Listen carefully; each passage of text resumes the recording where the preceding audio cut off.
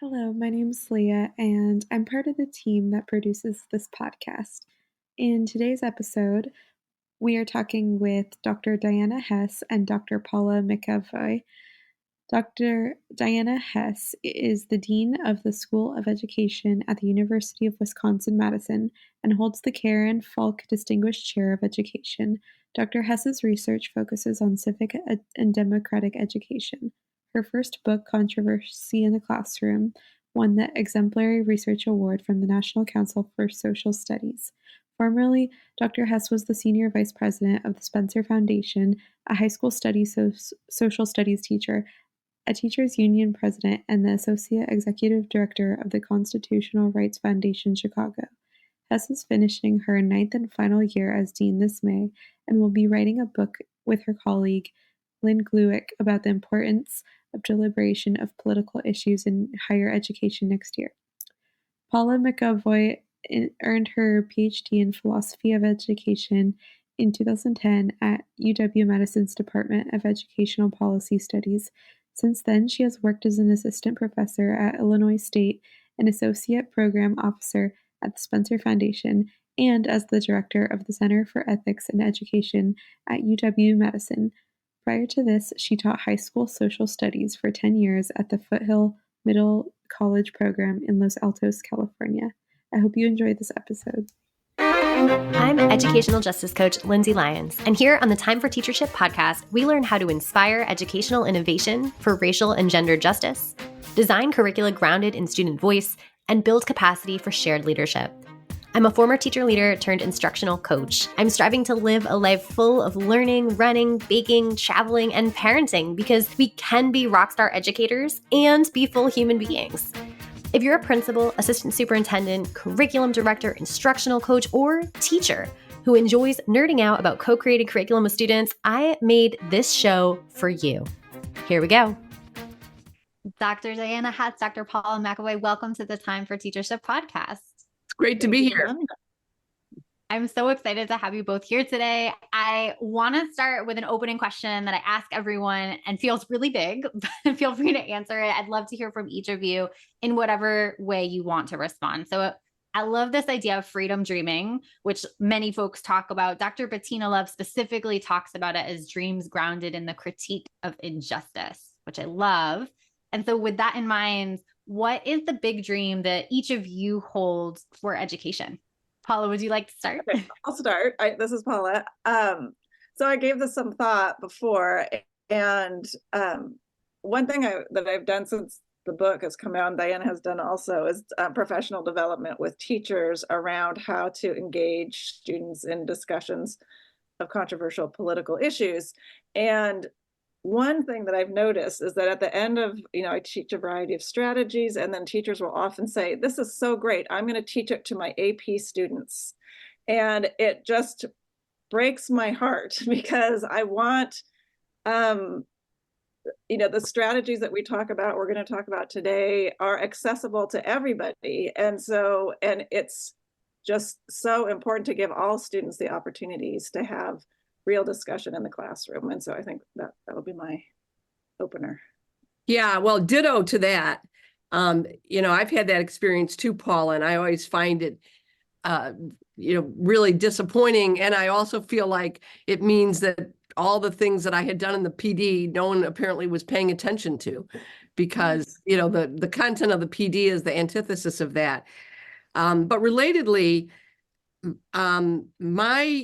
my dream is that we can use high quality discussion in both K-12 and in higher ed. Increasingly, I've been doing a lot of work in higher ed to take advantage of the diversity that we have in so many settings that I think right now we are at best not taking advantage of, and at worst we're kind of actively putting barriers up that would allow students to be able to engage in meaningful conversation with people who have both similar views and very dissimilar views. So that is my dream. I love both of those. Those are so good. And I love that equity and justice are really at the core of each of those responses. So I want to just get right into it. I've just recently read The Political Classroom, which is published a while back, I think 2018. And I just want all the listeners and leaders and educators who listen to this to know about it as well, because I think a lot of people are wondering, what does it look like in practice to do this well? And so the first thing I'd love to know, and I think, Paula, maybe we could start with you with this one, I think, with the 6 possible aims of a political classroom that you list in the book. I think this is fascinating and something that I had never thought of as like a particular aim that you would have as, entering a classroom conversation. Do you want to take us through those? Sure, thank you. I think I'll start before going through that list with the idea of the political classroom, which is sort of a complicated idea, or not complicated, but it sounds like maybe what you shouldn't be doing in the classroom, which is making the classroom political. And so we intentionally use the term in the title, a political classroom, and we defined it as a classroom in which young people are having opportunities to discuss questions about how we should live together. And so how should we live together is the essential question of a democratic society. And so how should we live together? Questions can be everything from public policy questions to rules of the classroom questions to, et cetera. And so, so when we talk about the political classroom, we're talking about moments in which young people are getting to have authentic and real discussion about issues about how we should live together. And we were primarily in the book looking at public policy questions. But so why do that in the first place is that's an idea that's kind of grounded in deliberative theory, which is a democratic theory. And so, and the idea that discussion and engagement across our differences is good for democracy. And so we said that, so a lot of people see, I think teachers can often treat discussion in the classroom as a little bit of a time filler rather than this is something we're intentionally doing for academic purposes. And so, so we've identified 6 aims. So what you might sort of think about is why should we do this in the first place? The answer to the question, why should we do this? So one is that when we discuss with others, we necessarily, or we should be treating them as political equals. And so it models a type of democratic political equality in the classroom that says everybody has a right to an opinion and should have the opportunity to discuss and contribute. The second aim is that it promotes tolerance, and tolerance here often means just being respectful to people who are different, but political tolerance and in the form of deliberation and discussion is that we should learn to have the idea that I shouldn't use the state to just get my way. So I need to be tolerant. I need to check myself a little bit in the democratic process, that I'm not trying to, as Danielle Allen says, to use a winner-take-all approach to democracy. And then we're helping young people through discussion to develop autonomy, meaning develop their own ideas about how they want to live. That deliberation models a type of political fairness, and that we model for students or encourage students to think about solutions that promote the common good. So a deliberation is different than a debate. So you're not trying to win, but you're trying to come up with a good solution. Then deliberation and discussion hopefully motivate students to become more engaged in public decision making, because through modeling, and that you're modeling that with them in the classroom. And then last, we said an aim is helping young people develop the political literacy of understanding not just what you think about tax policy or something like that, but why tax policy has the tax policy you choose has an underlying ideological value to it. And so to help young people, we saw in the book and continue to see a lot of teachers willing to engage issues, but they're not really wanting to touch, like, why would that position be conservative or liberal, or what? So when that gets at the bigger purpose of what sort of democracy or society do you want in the first place? And so helping young people kind of engage those bigger values. Thank you. That's the long list. That's brilliant. Yeah. And so you can choose any combination of aims, right? You don't have to do all 6, or you don't have to do just one. Is that right? I mean, discussions in general democratic education, I would say in general, is aiming towards all of those. It doesn't mean that in every moment those are all getting equal weight and attention, but you could, a particular discussion strategy might really emphasize fairness by encouraging students to find a point of consensus, for example, and a different strategy might not promote that as much. Mm-hmm. Excellent. Thank you for sharing that. And then I think the next piece for me is, how do you decide, right, what issue you're going to put up for deliberation? I appreciate that you distinguish between a debate, right, and a deliberation. They're not the same. How do we really select those? And so, Diana, did you want to share a little bit about the framework that you have for determining how to select those issues? Sure. So I think the most important thing is to determine whether an issue is actually an issue, meaning that are there multiple and competing points of view that you want students to learn about and to literally deliberate. Deliberate means to weigh or to balance. And so one of the things that we explored in the book was the challenges that people often have determining what's actually an issue. And one of the issues is about what's an issue. Whether something is an open issue or a more settled issue is a matter of great debate. But we really took this on in the book by looking at a variety of different criteria that teachers could use when they're trying to determine if something is an issue or not. And one of the things that Paul and I have done both together and separately in professional development is to really help teachers wrestle with that. One thing that I've come away with is to say the question about whether something is an issue or not is a question that itself is best deliberated professionally with other teachers. I think, if possible, making solo decisions on that, oftentimes those decisions aren't quite as good. But as we know from what we've done in the book, we've distinguished between empirical issues and policy issues. By empirical issues, we simply mean this is a question that either has been or could be answered empirically. So does human behavior cause climate change? That's an empirical question. We argued in the book when we were first writing it, which was, quite some time ago, that the answer to that question was yes. And therefore, to deliberate that question as an open question wouldn't make a lot of sense. Later, the next generation science standards said the same thing, and we both felt very good about that, to be validated that way. Policy questions are questions by definition where you would have multiple and competing views. And there's a relationship between empirical questions and policy questions, and we listen to people deliberate, for example, whether we should have a flat tax. They're often talking about, well, what effect might that have on this or on that? And it's not like we don't know anything about those.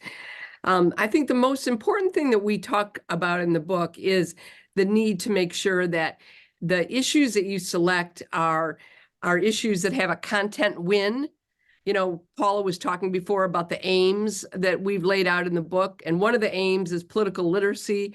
And so I think, generally believe that it's important for students to learn very important content through the discussion of political issues. And I always use that as something that I rely on when I'm trying to select. But I also think that the more important thing is to make sure that you've got a tension between competing good values. So, good issue questions are not clearly, well, there's a good and a bad. It's there may be two goods you're trying to achieve. So you may be trying to achieve equal opportunity and inclusion and free speech. Those are both goods. And there's a whole bunch of policy questions that bring those two goods into tension. And my favorite issues are those that help students explore tension between competing good values, because I think those good value tensions are perennial. And even if there is a resolution to a particular issue, doesn't mean that you're not going to have, issues that come up in the future that involve those same tensions. Yeah. Oh my gosh. I am so interested in this. So I think that one of the things that you had named was like the professional judgment framework that kind of integrates a bunch of the things that you each have already said to make that decision for your class. Do either of you want to kind of talk a little bit about that piece? And I don't know if you have an example front of mind that's like, here's how this would work, or that you've seen a teacher in practice kind of work through to make a decision like that, just to illuminate for folks how that might work. I can tackle that one. So part of the book does three things. It presents the findings from this very large study of high school teachers who are engaging students in discussion. And it also presents cases of teachers practicing in very different contexts. So we have a teacher who's in a very blue bubble, a red bubble, and then kind of a suburban purple school context. And then we found that there are these questions that teachers often struggle with, one being, should I share my views in the classroom, for example, or which issues, as we just discussed, should I treat as controversial?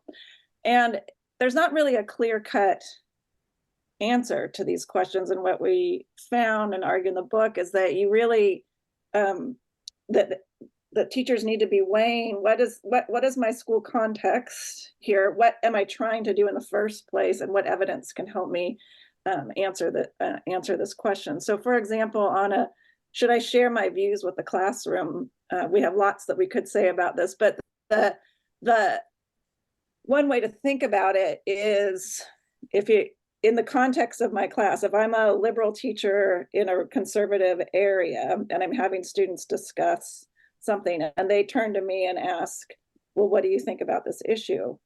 So that context matters. What is my identity to them? How are they going to hear me if I tell my views?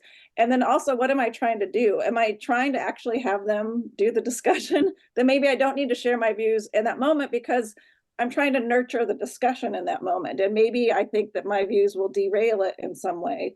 And so thinking about, not just in principle, should teachers ever share their views, but what is that you should share your views if you think it furthers your aims. And so rather than thinking, the professional judgment, we're trying to not make rules for teachers or to set this is the answer, but to really say, so what are the things that you should be thinking about when you face difficult choices in the classroom? Yeah, I loved that in the book that you had really focused on that as like a key thing. Is it advancing discussion? Is it in the best interest of the students? Not, do I want to share or not? Does it make me feel good as the educator? I really appreciated that very much, because I think it can be so challenging to make that particular choice. So the other big thing, and it might at times be good. Oh, sorry to interrupt. Go ahead. It might at times to be the right thing to do for the discussion. So it's that it might be that they really trust and like you, and if you share your view, they say, "Oh wow, I didn't realize I never thought of it that way before," and that can be really valuable. Hi, this is Leah popping in to share this episode's freebie, an article by Paula McAvoy titled Discussing Politics in Polarized Times. You can find it at the blog post for this episode, www.lindsaybethlyons.com/164. Check it out. Now back to the show. Absolutely. I think that vulnerability, when you're asking students to be vulnerable, it can be a big trust builder and foundation builder when you as the educator are also willing to go there with them. Yeah, totally. I think there's so much. I could honestly talk to you guys forever about this. But one of the pieces that I'm really interested in your thoughts on, and after reading the book, is that you mentioned several critiques of deliberative theory, and Sanders, I think, talks about like it really advantages and privileges like the white middle class way of talking in the book. You bring in Daniel Allen's work and talking about like that emotion can't really be disentangled from the political deliberation, which I really appreciated. And she talks about like the revelation of what fellow citizens are worth to them in these spaces. Like it really opens up that. And so I was thinking about this idea of like the value of being able to have individual stories shared to put like a face behind an issue, but that also, so that's beautiful. And right, it also sometimes positions individual students in the classroom to take on that responsibility that might have some emotional weight. And so I'm just wondering, like, is that something that happens in more of like, I'm thinking of like Indigenous circles and community circles of like, I'm just sharing experiences versus like an actual deliberation of a policy issue? And and kind of like, how do we balance that tension of the students who are potentially taking on the load of like, this has a lot of weight for me when we talk about a particular issue, and me being vulnerable enough to share my story might have a bigger emotional weight on me as the sharer than like the people around me that are benefiting from that sharing. Does that make sense? Paula, you want to start and I'll chime in? Yeah, I have. So a few things there. So first, so Sanders, who you cite there, just to make one distinction, is that she's talking about adults in deliberative spaces like juries. And so one issue, I don't know what word to describe. One critique that gets raised about classroom deliberation is this one, and we raise it in the book as a concern that some students aren't heard the same way as other students. And that makes a lot of teachers worried. And I think that so I've been doing a couple of studies in the last year, and this is one thing that I've been kind of paying attention to. And one thing that you see is that classroom deliberations are deliberations among novices, first of all, and they are deliberations that are in many ways, they are fabricated, or they're sort of attempts at deliberation. So they're not actually deciding a jury case, they're not actually deciding public policy, but it's got an educational value to it. And so in this way, they don't, so when we might say in theory, deliberation should play by these particular rules of rational exchange of ideas, in practice with young people, they're naturally bringing up stories about connecting stories to their lives. They're naturally, engaged, they look at the materials that you provide them, but they're just bouncing it off of their worlds, right? And that's just the way it is. And so what I've been playing with in the last few years is really trying to blend this idea of like, don't think of things as strictly deliberation, but you scaffold the deliberation in such a way that the first thing what I have groups do, especially if the groups don't know themselves very well, is share. If we're going to say, we're going to talk about should college tuition be free, for example, share out, well, this is among adults, but you could share it with high school students. How does the idea about paying for, how has paying for college tuition either affected someone that you know, or potentially going to affect you in the future? And so that you can share out, this is where I am on this position personally. And that helps the discussion, because now I know that your parents are paying for college and I know that mine are not. And so everyone benefits from knowing that information. And you treat each other differently when you first know where everyone stands personally. And so then you can move from that towards more information about college tuition, deepening our learning, thinking about the public policy, thinking about the values intention, and then move towards deliberation. So I think thinking of, that classroom deliberation as a particular type of, educational experience first and foremost, and that what we're trying to do is provide students with the skills to do that. And one of those skills is caring how other people feel about are affected. Yeah. Or about. One of the things I'm really interested in is the distinction between what Paula is describing, which I really like, and asking students their views on the issue. So Paula's question was, how might this affect you? So you can imagine saying, I am really going to be affected by free college tuition because it means I won't have to take out so much student loan. And I still might think that free college tuition is a bad policy choice. Mm-hmm. Right. So, I think one of the things that I've experienced is asking students at the beginning of a deliberation, what are your views on the policy? I don't like to do, because I don't want people to take a public stand on, here's what I think about X, because my experience has been once people do that, they actually prematurely come to a position, or they're not open to possibly changing their mind. But what Paul is talking about is helping people understand the connection between, people's lives and specific issues. And quite frankly, it's not illegitimate or anti-deliberative to have personal stories as part of a deliberation. One of my most interesting deliberations that I've ever listened to was when the Senate was deliberating the Americans with Disabilities Act. And Bob Dole told the story of his wartime injury that, according to at least some research, had a huge effect on getting folks to support that landmark legislation who otherwise wouldn't. So, every time I listen to a good deliberation, I hear someone talk about how something affects them. We just had a deliberation as part of our new program here at UW-Madison called Deliberation Dinners on abortion a week ago. And one of the students was talking about, from her perspective, now this was not, she was not generalizing it to everybody, but from her perspective, getting birth control was really easy now, and much, much easier than it had been reported to be in the past.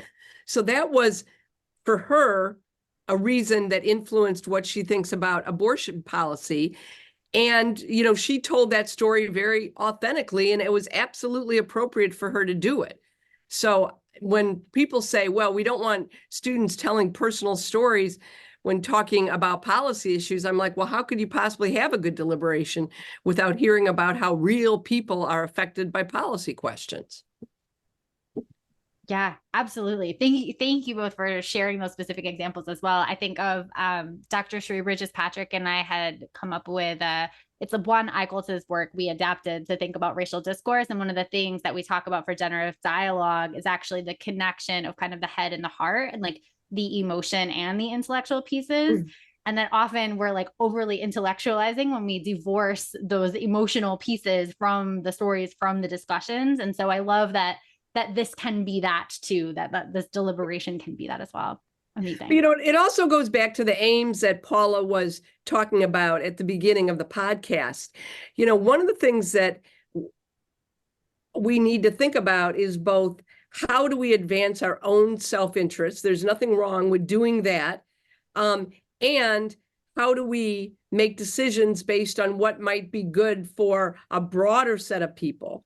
And I've always thought of non-novice or more expert decision-making is when we can look outside of our own interest.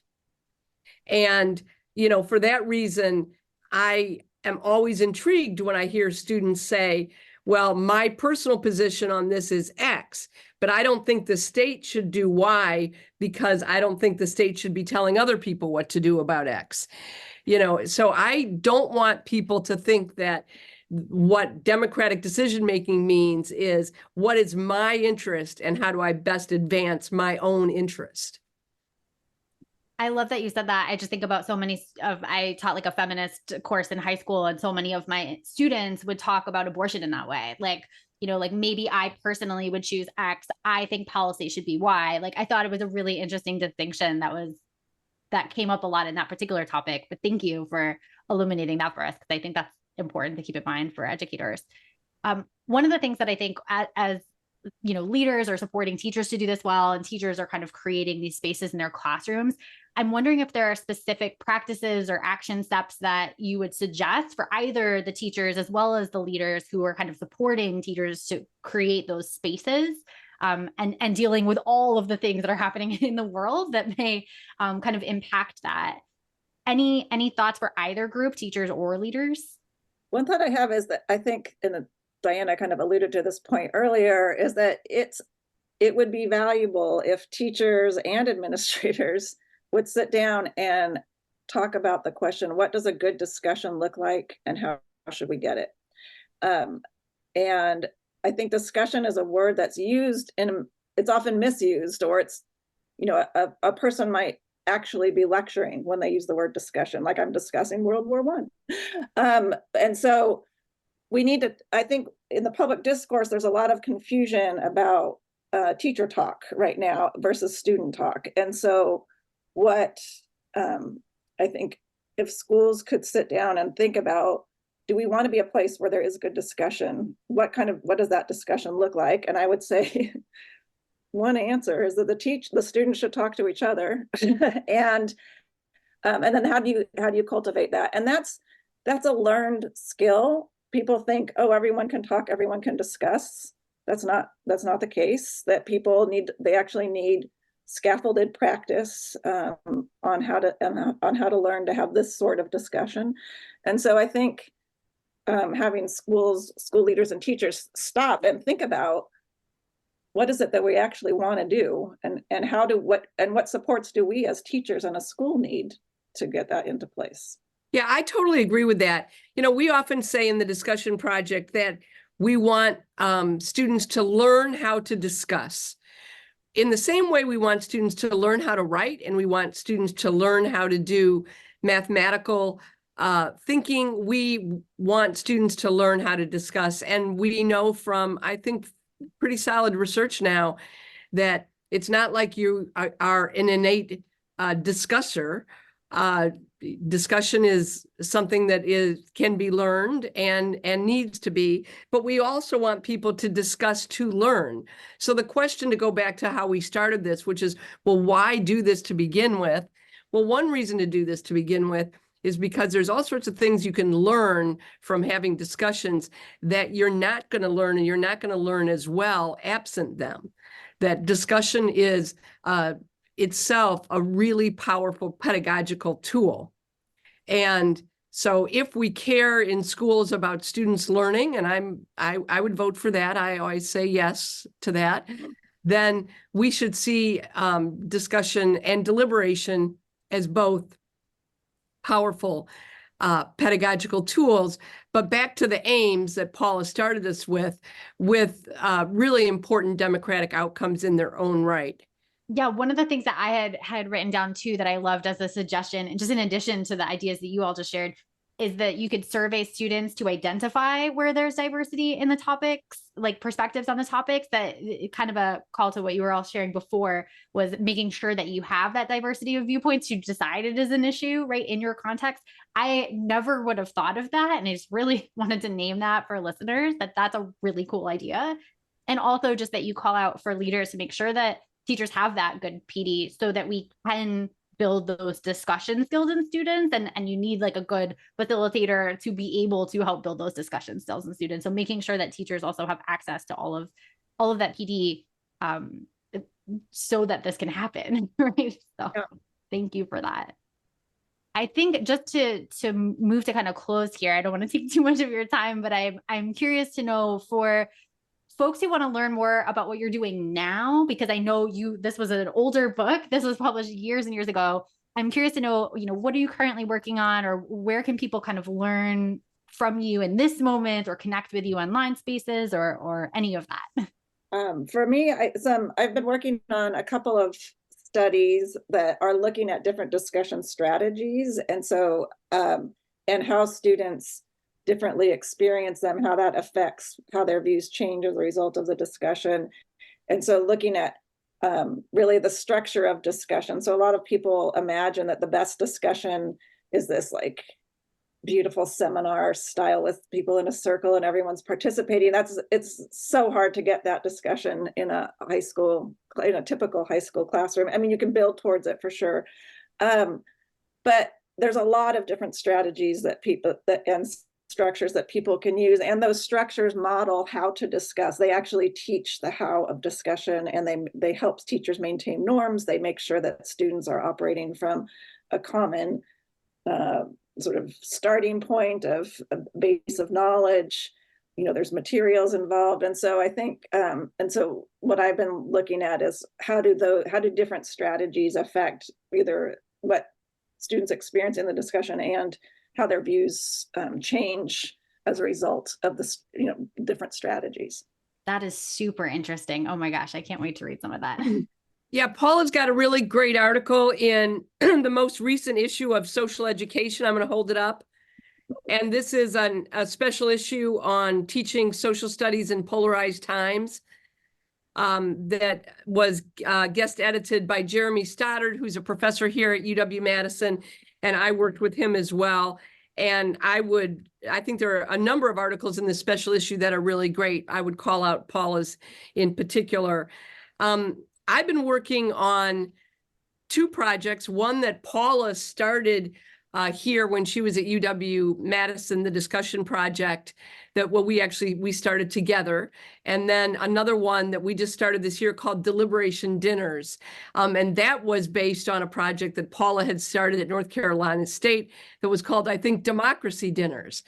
And both of those projects people can find online. The Deliberation Dinners is really new.